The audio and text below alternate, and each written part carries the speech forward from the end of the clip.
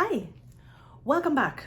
I'm just gonna sit down and I'm gonna do this video because it's been a couple of weeks since I got my Beautylish Lucky Bag and we haven't talked about it and we need to. So this is not gonna be an unboxing. I'm sure that you've seen a ton of those already. Instead of just opening the box and showing you the products, we're actually gonna be talking about my impressions upon receiving the products and some initial reviews after starting to use them. Okay, so instead of a regular just showing you what I have, I also kind of pretended to give these products like an award category. So we're gonna kind of do it like award show style, and I'm gonna tell you my thoughts on the products that I received on my Beautylish Lucky Bag this year. This is not my first time getting the bag, but there are definitely a number of new products that I got this year. And for the most part, my experience has been positive, but there are some other things that gave me a little pause. So if you're curious to see what I got in my bag this year, keep watching and we'll go through the products one by one. And I'll tell you, if I had to give this product an award, what would the award be called? Let's get started. So just so you know, I got the regular Beautylish Lucky Bag, so the $75 value, and I got the same bag last year. If you are not familiar with what the Lucky Bag is, it's the end of the year Beautylish mystery box of sorts. They do a couple of auctions. They do a regular and extra large, and you can choose fair, medium, or like deep dark skin tones in your bag. I chose deep dark, obviously. This year they also had an extra, let's call it brand Lucky Bag, and they had a Wayne Goss Lucky Bag. So thinking about that, or knowing that there was gonna be a Wayne Goss themed Lucky Bag, I was kind of not expecting to get a Wayne Goss product in my Lucky Bag, but then I started seeing pictures and videos from other creators and other makeup lovers showing that there was at least one Wayne Goss product in every bag. And I got a Wayne Goss product last year, which was the Essential Lip Pencil in the shade Deep Nude. This is one of the two lip products from Wayne Goss that I got last year. There's a little swatchy swatch for you. And guess what? This year I got the exact same one, which means that we are going to give this repeat Wayne Goss, the Essential Lip Pencil in the shade, is it the same shade? Hold please. Is it the same shade? I'm sure it is.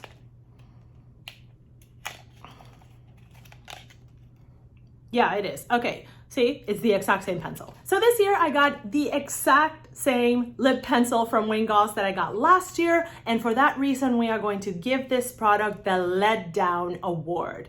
This was a letdown for me. It's not Beautylish's fault, I don't think, although I have a wild theory that I'll share with you. It was a letdown because it's a repeat product. I got the exact same last year, and it was just kind of disappointing to get a product that I already have. Also, if you saw my recent makeup declutter, you know that I am not in the business of keeping a repeat lip liner, so I will not be keeping this. It's why I swatched my old one, because this one is untouched, unswatched, and still in the box. It's not gonna go to waste. I'm gonna save it until the summer, and when I see my sister in the summer, I'll pass it along to her. My sister can wear a mean lip liner in her day, so I'm sure that she'll enjoy it. But I mean, my one from last year, even though I've used it quite a bit, is still in pretty good shape, so I definitely don't need another one. I was also kind of hoping that the Wayne Goss product that I got would be a cheek palette, because it would be a different product category for me to try, especially so I can kind of get a baseline before the rebrand whenever that happens. But instead, I got the same product in the same shade. The other thing that I was like kind of side-eyeing Beautylish for getting the same shade of lip liner was like, hold on.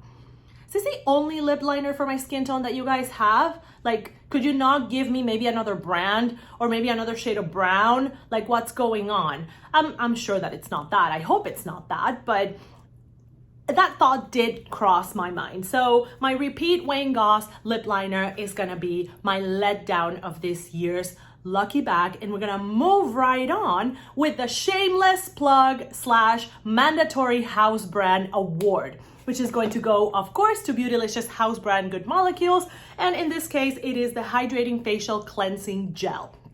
I know that at least another person got this. I'm pretty sure Teresa's dead got this in her lucky bag, and I think she got the extra large. But I mean, of course, it is to be expected that Good Molecules, being a Beautylish house brand, is gonna be in the lucky bags. I've gotten other products from there before. I'm just happy that it wasn't another glycolic acid toner like last year, okay? A cleanser is at least something that is useful, even if I wouldn't have purchased this myself, which who knows, maybe I would have, but this is what it looks like.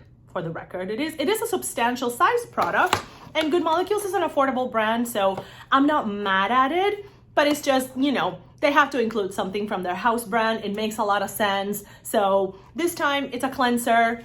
It's, you know, okay. I don't really have a lot of thoughts about it. Of course, I haven't tried it, so I don't know how effective it is. I'm not sure if I'm even going to get to try it. I think that my husband is gonna run out of cleanser before I do, and if that's the case, then he'll get it. But you know, the expected Good Molecules product. I'm happy that it wasn't the same one that I got last year, especially because glycolic acid is not my favorite active in the world. So at least I'm happy that it's not that one. With that, we are going to move to my next product, for which I have given the Strongly Mixed Feelings Award for a number of reasons. I'm also gonna give it the honorary award of New Brand Award, because this is a brand that I have not tried and don't really have a lot of background with, which is Mob Beauty. Here's the reason why I'm giving it the Strongly Mixed Feelings Award. For the record, I have the cream lipstick in the shade N34. Let me just show you what it looks like. There it is. It is a deep brown, and when you see it next to the lip liner, those two do make sense together. At first, when I saw this in the packaging, it looked plum to me, like the shade on the outside looked plum. So I was like, hold on. The lip liner doesn't match. This doesn't make sense. But then I took the product out and I put it together in the component, and I noticed that it's actually brown. It's brown. So that's nice, but here's why I'm giving it the Strongly Mixed Feelings Award. First of all, the whole thing of like a refillable packaging, and I get it. I do get it. And when you put the component together, it actually looks quite nice. But initially, when you look at this in the original packaging, it's not something that I would have been inclined to buy, because for me, packaging is kind of important. I appreciate good packaging in makeup, and when you see it in the original packaging, it's just cardboard, and it just doesn't look like something that is gonna be appealing until you open it. So in that regard, I understand what Mob Beauty is trying to do when it comes to creating less waste in their packaging, but it's just not very visually appealing. And if that's all you go by, then it might deter some people. My other reason for giving it Strongly Mixed Feelings is that it is rather smeary when you apply it. And I'm not someone that will like tug at my lipstick to try to apply it like hard. This is quite balmy. It does dry down a little bit over time, but you have to be careful to not like smear kind of outside of your lip lines and that sort of thing. It can get a little messy over the day, and it can get a little bit messy in the packaging. So I don't love it for that reason. If you apply a lot, if you apply a heavy layer, you can absolutely feel it. It feels quite emollient. So it's a lipstick that I need to try more. I like the color. The color is very pretty. Actually, I'm gonna put it on because my other lip color in my lip gloss has kind of run out. It's gonna be a little warm for the look that I have, but whatever. I'm in my bedroom, so nobody cares.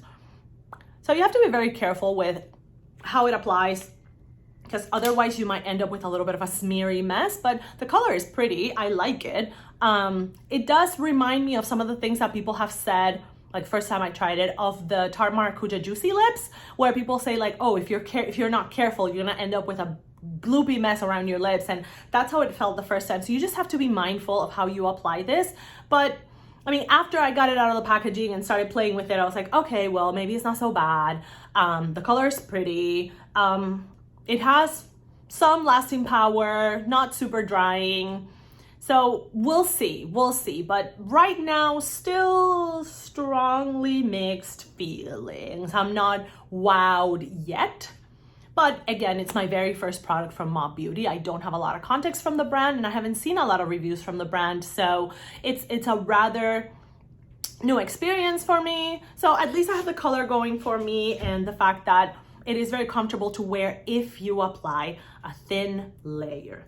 Moving right on, we are gonna go with the This Belongs in a Subscription Box award, and that is gonna go to these Jouer Luminize Dark Circle Correcting and Smoothing Eye Patches.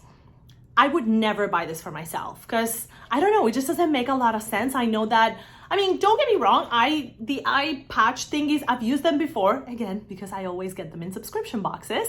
And I mean, they do provide a temporary effect, but like, I feel like it's not anything that my Peter Thomas Roth InstaFix thingy can't do. So this feels, it feels wasteful, and depending on the brand, I feel like it can be a little bit gimmicky. Like, it's not something that I would buy for myself. And then like, Jouer is a brand that is not on my radar at all. Like, I'm not, it doesn't register with me. So for me, it's just kind of like, this feels like a filler. It feels like something that I'm not excited to get, and something that is like, I wouldn't buy it with my own money. Like, it looks nice, but I don't know. It just feels like an unnecessary product. And I feel like there are eye creams that do a much better job, even if their effect is also temporary.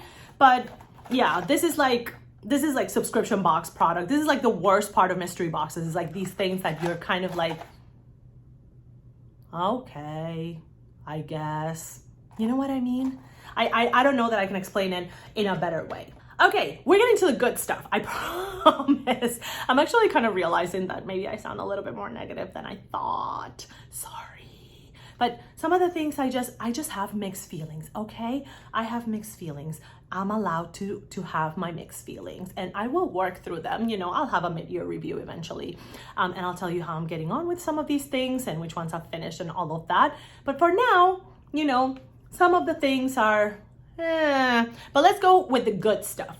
First off, so the next couple of products are gonna be, for the most part, falling under the, oh dang, I got lucky category. And they all kind of occupy a different place in that I feel lucky to get them category.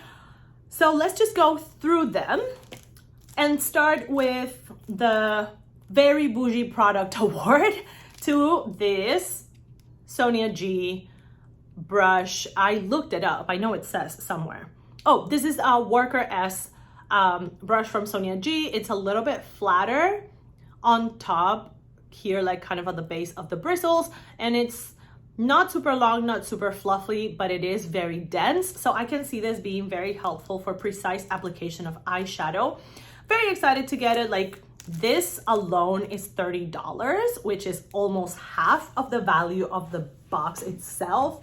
So it's exciting to get. And of course, the reputation of Sonia G brushes is well known in the online beauty space. They're very carefully crafted. So I'm excited to see, you know, are those brushes really worth how much they cost? So I was definitely excited to get it, especially because like, I feel like getting a Sonia G brush is also like a little bit of a measurement of luckiness in the lucky bag. So I was very happy to get it, and I feel like even though it's not the most highly priced product of the bag, it's definitely like the most bougie product. So I was very happy to get it. Next, a product that I was really excited to get. I wasn't expecting it, but I love the brand, so I'm just excited to get a different formulation of the brand to try. It is the Charlotte Tilbury Face Architect Highlighter. I got the shade Gilded Glow. Initially, I was a little concerned. I thought that it was gonna be a little dark and costly for me, but I don't think it is. It is very golden, which is not what I'm feeling the most these days for highlighter, but I do think that it has its moment. See, I think that you can see the shine there. So you can buff it really well, and it does give a subdued glow if that's what you're looking for, or you can build it up and build something a little bit stronger and shinier. The reason why I'm so happy to get this is, number one, because I feel like the more I try Charlotte Tilbury product, the more I like the brand. And number two, it gives me a different formulation for highlighters to try. Right now, I've only tried the liquid highlighters and I love them. So this is my first powder highlighter from Charlotte Tilbury. And also, incidentally, this is my first full-size Charlotte Tilbury product. I've never owned a full-size Charlotte Tilbury product before. This one retails for $40. I realized that I hadn't told you the price of many of the other products, but I can tell you, spoiler alert, the value of my box does surpass the $75. I mean, it does just with these two things. These two things are $70, just for the record. And the Mob Beauty lipstick, I think is like $16, maybe a little bit more. I'll put the picture in a text a little bit on the bottom when I double check. But I'm very happy to get a Charlotte Tilbury highlighter. I think that Charlotte Tilbury does cheek products exceptionally well. Again, look at that shine. And I can definitely see why this was included in a deep to dark skin tone box, because it does go very well with my skin color. So high points to Beautylish for picking this, and high points to Charlotte Tilbury for creating it. I remember that when they came out, like the reviews right off the bat were kind of like mixed, but I think that over time, as people spent more time with the highlighter, I think that the reviews got better, and I think that that's what I expect myself. I did notice the whole rattly thing that people were talking about, because this is a refillable component. I don't know when I will ever finish this highlighter because it's ginormous, but I would actually love to maybe move the highlighter to a empty palette, just so that I can kind of rotate it in and out, and maybe put a refillable powder if that exists in there, because I do love the setting powder from Charlotte Tilbury, and I would like to buy one in the near future. So there's that. My next and last product, again in the oh dang I got lucky category, is actually gonna get my MVP award for this year's Beautylish Lucky Bag. This was a complete surprise for me. It was the product that when I saw that it was in the bag, I was like, get out of here. I was so excited to get it. And there are a lot of reasons why I was excited about it, but at the same time, I was like, wait, am I actually gonna even use this? But you know, as I've started using it, I cannot stop just gushing over it and just kind of being surprised, pleasantly surprised at how incredibly useful and beautiful it is. And it is this little lady. This is the Danessa Myricks Groundworks Defining Neutrals palette. This is a palette for eyes, brows, face, and lips. So this is supposed to go across the board. You're supposed to be able to use this for your entire face. I'm gonna be honest, I've only used it in the eyes, and I'm gonna be even more honest, I've only used the creams, which is like, what? Who are you? I'm not a cream eyeshadow person. I very much consider myself a cream eyeshadow noob. My experience with cream shadows really is limited to the Natasha Denona cream to powder formula. This is not that. The cream to powder formula in the Natasha Denona eyeshadow palettes is, in my opinion, a little bit creamier. This, I feel like, is more the powder part of things. Like, it touches like a cream and it applies like a cream, but by some sorcery that I don't understand that Danessa Myricks puts in this palette, it goes on like a powder, it blends like a powder, and it behaves like a powder in the eyes. You have some warm shades, you have some cooler shades, some gray undertones, you have this yellow that I can definitely see being very useful for creating eye bases for warm eye looks. And you also have this black that I think is also kind of probably meant to be the brow product for a majority of people, at least definitely for me. I haven't used it yet, but I definitely will in the future. So again, like when I see this much cream, I'm like, oh my God, am I even gonna use any of these creams? Yes, I have, and they are beautiful. And I can't, I seriously can't. This woman is a genius. And then the other thing that, if you have been following me for a little bit, is going to strike you as, this is absolutely not you, Joe, is the fact that this is an all matte palette. I would never buy this for myself because there are no shimmers. And this is shimmers and pans. Where about shimmers here in this life? But there are no shimmers here, yet I love her. I love her so much. And this is so incredibly versatile and so useful. Shades that I've used so far, I've used the Desert, Mirage, Sculpted, and Bark. I've used these four for eye looks. I'm lying. I also used Core. I've used those. Let me see if I can find a clean finger to show you some swatches of these very interesting creams. Sorry, I'm realizing that I'm wearing long sleeves, so I'm just gonna swatch them in my palm, see if I can. So I can show you just a little bit of what the colors look like. The cream itself is very soft. Here are just 2 shades. And let me just swatch another one of the browns that I really enjoy, which is that one. That's the shade Harvest. And let me do Bark, which is one of the darker browns, just so that you can see.